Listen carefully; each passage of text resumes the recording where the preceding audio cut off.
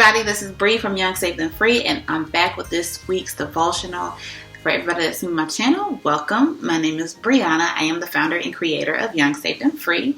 And for everybody that's been here, welcome back. I hope you guys enjoy this content. Before we even get into this week's devotional, make sure you have liked my Facebook page. I did put that in the description box below, and also make sure you're subscribed to my mailing list, and you can do that by also clicking the other link in my description box. And yeah, that way you can go, and since you're already on a roll of doing stuff, go ahead and subscribe to my channel and hit the notification bell so you never miss another video from me. So we're gonna go ahead and get into it. This week is funny because God brought me back to what I talked about during my 15 minutes of exhortation, words of exhortation. Sorry y'all. That I did a couple months ago at my church. And he kind of had me expound on that, and I'm like, okay. So we're going to go ahead and get into it. And that's entitled, It's Yours, Accept the Call. If you want to have a subtopic, that sounds crazy. I sound like somebody's pastor. That is insane. But it's going to be coming, the opening verse is 1 John 3, verse 1. And it says, what a marvelous love the Father has extended to us. Just look at it. We're called children of God. That's who we really are. But that's also why the world doesn't recognize us or take us seriously, because it has no idea who he is or what he's up to. So when I read that, the first thing that made me think of was identity, and how many things that we all have that make us unique. Like we have social security numbers, your fingerprints, your DNA, your genetic makeup. All those things are specific to you, right? And so we all are different. There's no two that are exactly the same. You can change any number on a social security number, and that's a completely different person. Like, I remember, I think it was it Lizzie McGuire? I was watching when I was younger, and I think it was the dad. His social security number was like one digit off from Bill Gates' number, and he got all this tax stuff back, and he's like, I'm not even this rich. What do you mean? But it's because his unique identifier was changed by one digit to be somebody completely different, right? But we live in a society today where it's like not everybody wants to be different. Everybody wants to be the same. Everybody is like a carbon copy, like I like to call it. Like if you get on Instagram, everybody looks the same. Everybody's wearing the same Fashion Nova fits. Everybody has their hair the same way. Like it's just... Like there's a girl that used to live in this area. She's still here in Tallahassee, and she moved out to Houston. She was like, I'm so sick of doing middle parts and big curls. If y'all don't give me something else to do, I know something like this, because everybody wants to look the same. Everybody wants to be accepted. But the thing about it is God called us to be different.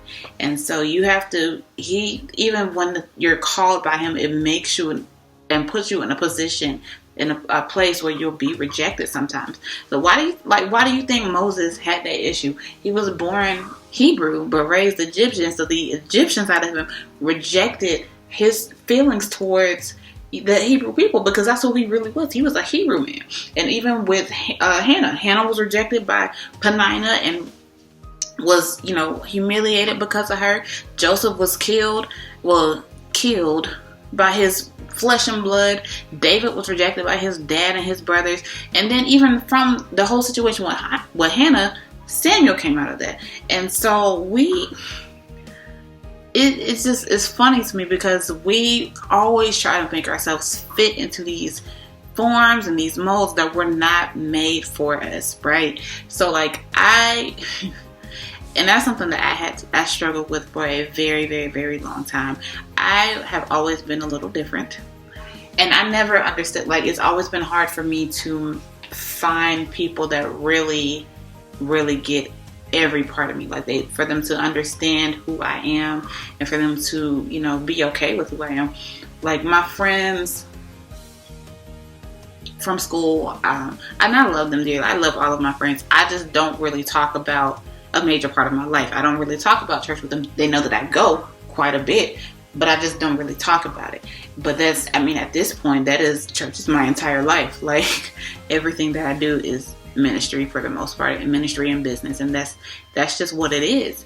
But it was this one day, since I moved down here, I have a friend, her name is Keisha, and I love her. She's like one of my best friends down here, and she's a little, I would call her eclectic. To me, she reminds me of like this Mother Earth, Erykah Badu, neo soul feel. Like that's just the vibe I get from her, right? And one day we were talking, it was me and her and my niece talking, and she was like, yeah, bro, you a little weird. And I'm looking, I'm like, I'm weird? Me? I'm the weird one out of this trio? Me? I'm weird? Oh, I'm the weird one. All right, girl. And so, but I knew, I wasn't mad about it, but I knew what she meant. I am a little bit weird. I'm not like a lot of people my age. Keisha is 3 years older than, 2.5 years older than me.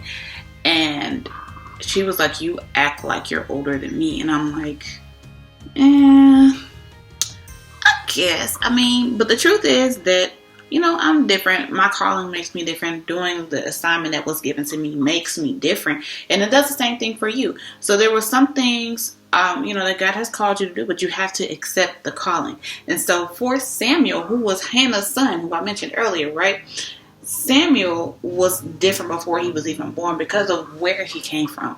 Hannah was barren before Samuel. She literally was crying out to God for a son, and she told God that if he gave her a son, that she would dedicate him back to him and that he would be his servant. And so all this was set in place before Samuel even got there.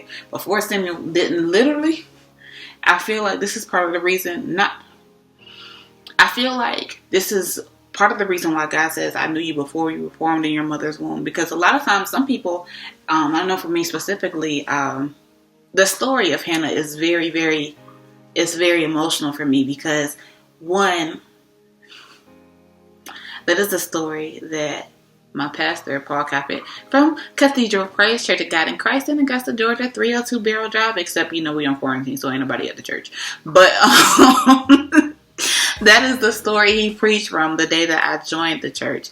And he had no idea that I was dealing with what could have been a lifelong infertility issue. And I always get emotional with that story. But what also it said to me was how Hannah was able to worship through her pain. And out of that, God gave her Samuel, right? And so, we'll talk about a little bit more about Hannah and that part of the story next week. So make sure you turn on your notifications so you don't miss that video. But it was just some things that were just out of Samuel's control. And those things were put in place before he got there. So when Hannah, for me, as a woman that had to deal with that issue, for me, even though God already knew what he was going to do in her life, he knew who Samuel was before he was formed in Hannah's womb, but Hannah cried out for Samuel. There's a thing, you know what? I was about to get into it. I'm telling y'all, y'all don't want to miss next week. It's going to be good. It's going to be good. But there were certain things that were put in place before Samuel got there. So like his name, the name Samuel means God heard you, or God hears you, or something like that. Hold on. What is it? And so this is the thing, right? I talked about this before, but I have a slight obsession with what things mean, and I'm a little bit of a nerd, so I like to know where things come from and why they are the way they are. That's always been my thing. Even as a kid, I was like, why? Why does it? And it wasn't because I was just being a smart aleck or anything like that. It was just I genuinely wanted to know why. Like, how do these things work? Like, I just all over the place, right? Like, I want to know all kind of stuff. Like, I think my mom really wanted me to be a doctor because I used to ask all these questions about why. Like, I think my mama really wanted me to do something with, like, analysis, because I have this thing about I need to know why. Why is this like that? And why is this like that? Not like a condescending way, but how did this come to be type thing, right? And so one of the things that I asked her was, why did you name me Brianna Nicole, right? Now, y'all bless God bless my mama. She tried. She really did. But she named me Brianna Nicole. Well, and technically on my birth certificate it says Stevens Brown, because she was obsessed with Eddie Murphy. And y'all gotta remember, I was born in 92, so back then Eddie Murphy was like popping out in these streets, right? And so his daughter is named Bria Nicole Murphy. And when my mom told me that, I was just like, for real, Jackie? Like, did you, not even Jacqueline, did you really? And this, well, my mom would be making me mad. I call her a bunch of stuff. So Jackie might be coming out. Jacqueline might come out. Jaqueline, Jaquiqui, any form of the name Jackie will come out of my mouth. And I'll be like, for real? Like, and then I look at my daddy like, Daddy, you let her name me after another man's child? Like, why you do that? And then my daddy was like, well, the dumb man stance with, I was just going along with it. I didn't know. Like, for real. Like, for real. Like, and I was so mad about where it came from that I completely missed the fact that it means strength and victorious in the same way. Samuel means God heard you. And so because his mother had cried out for him, God heard her cry. He heard what she said. He heard her dedicate her son back to him. He heard her say, your son, my son will be your servant for his entire life. God heard all of that. He's like, oh, for real? Bet. Cool. So when Samuel was older, all of this, his name and everything and where he came from set precedence for what was going on in his life. And so he, by the time we got to 1 Samuel 3, and by the way, the story of Hannah and Peninnah and Elkanah is in 1 Samuel 1, right? And the prayer is in 1 Samuel 1. But she was praying in the second chapter. So by the time we get to the third chapter, Samuel was already kind of going through the motions of what his name is doing, right? And what the prayers that went before him were doing, right? And so by the time we get to that chapter, we'll see Eli, I believe Eli is like a priest or something. And Samuel is coming in as his servant, but Samuel did not know, from my understanding, and maybe it's wrong as 2 left feet, but Samuel did not know that Eli's sons were creating all this havoc. They was just doing the most, they were doing the absolute most. And so Samuel was already different from them, right? Because who he was. So he comes in, and Eli is treating him like a son. And so that is in 1 Samuel 3, verses 1 through 10.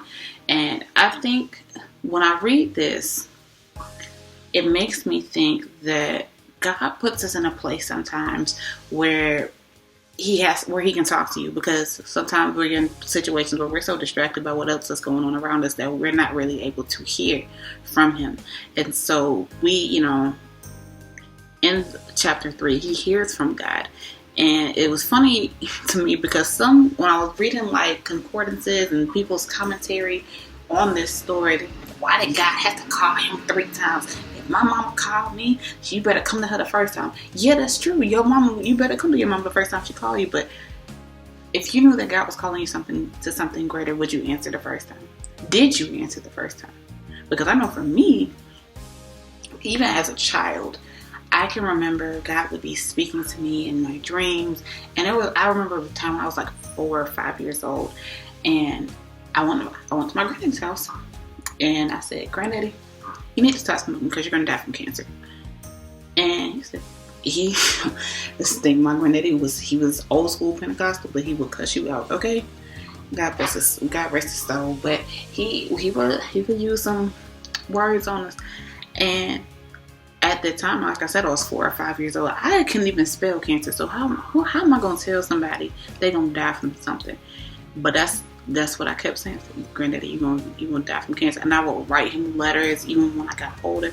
Said, Granddaddy, you stopped smoking yet? Granddaddy, did you stop smoking yet? And I completely forgot about this until my aunt brought it to my attention one day. And I'm like, y'all know when I was 19, My granddaddy, well, when I was 16, he was diagnosed with cancer.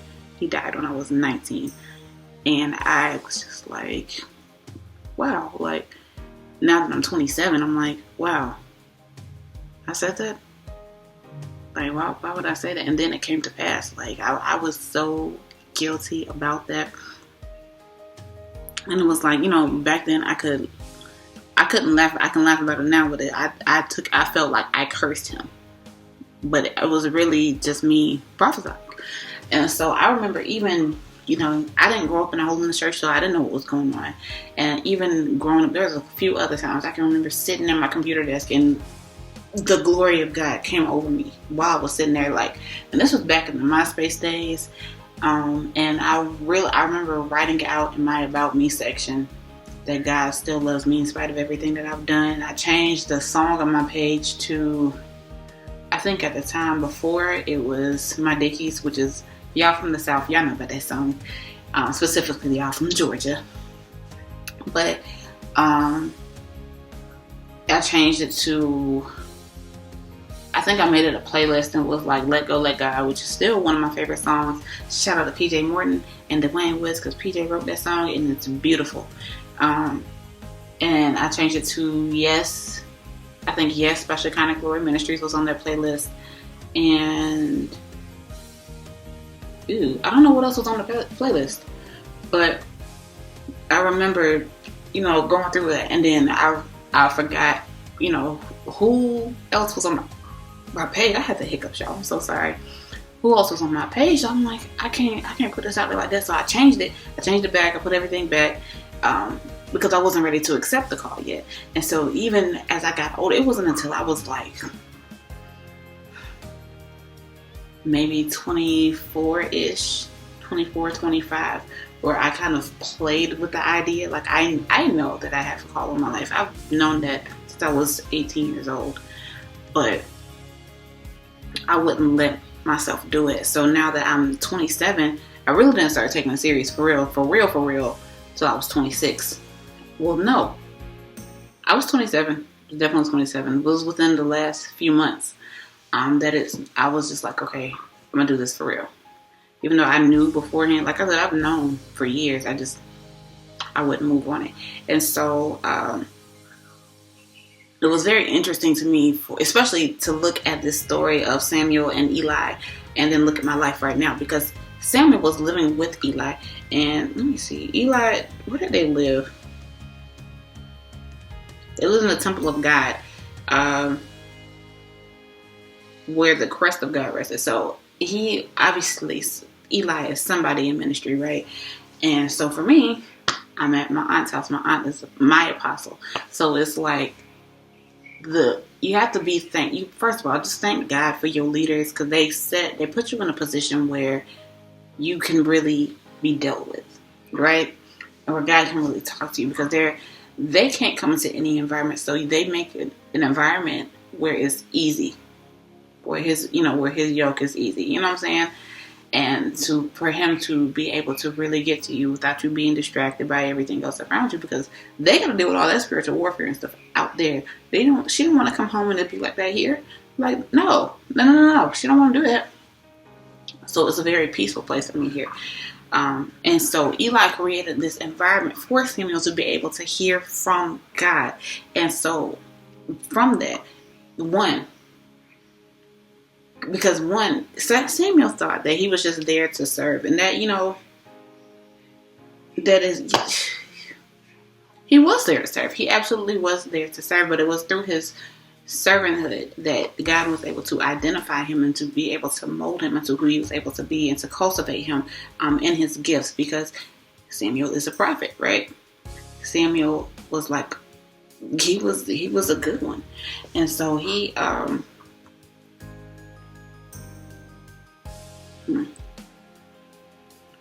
even if you continue to read the chapter, you'll see where God was really, really working through Samuel, and everything that God said about Samuel was coming to pass, and time after time after time. And the thing is, even with you, your story is not, it's not going to be bad. There will be glory after this. There will be even around a time where you feel like everything is for no reason, but it's not. It's not. It's all working for you. But you have to accept the call. You have to pick up the phone and say, yes, God, this is your servant. How may I help you? How may I please you? Because everything we need to do needs to be pleasing in his sight. And so and it's funny because even with Samuel, God gave Samuel word to give to Eli. And he was, even still, how confident you have to be. I'm so sorry if y'all can hear the dog. You know how confident you have to be in your calling and in your gift to be able to prophesy to the person that brought you into their house. Like, it's crazy, but the scripture says that God will never do anything without first telling his servants, the prophet. So I was about to say Eli. When Samuel first said, yes, Lord, this is your servant. How may I help? What he said. I think that your servant is listening, or whatever he said, something of that nature. Boom, that's when it hit. And I'm so grateful for Eli, for Samuel, because Eli told him, listen, this is what's happening. It's not me calling you, it's God. So answer the call, okay? But it's funny. It's also funny to me because I've had a similar experience here at the house. I remember one day I was sitting right here on the bed that my computer is on, and I got up. I said, Auntie, you call me? No. 5 minutes later, Auntie, you call me? No. And I came back again. She said, listen, God is trying to tell you something. You need to listen. But